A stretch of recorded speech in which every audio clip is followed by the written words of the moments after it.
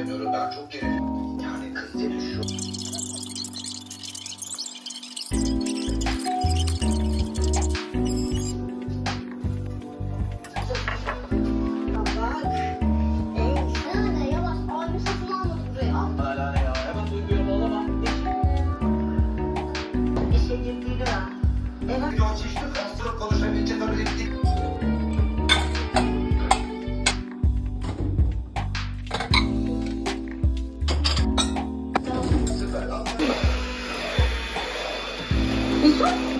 Ay Ömer Bey.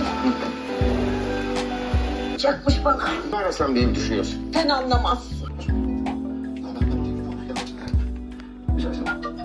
Alo,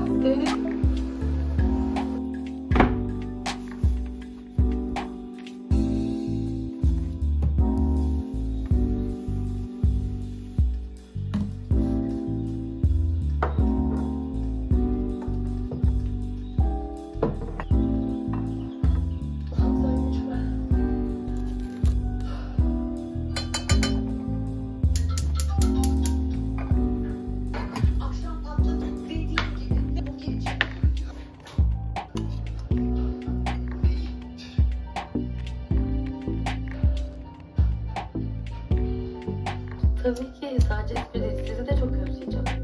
Ben sanki yarın... Ay, sizi duyamazlar. Niye soruyorsunuz ki? falan olmasa aslında.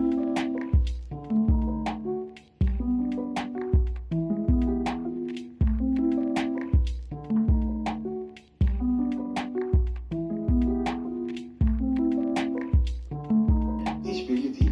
Ama yani yeni bir oyun deniyor mesela. Çok başarılı gibi geliyor. Oraya başlardı. Tutmadı. Tutmuyor. Seyirci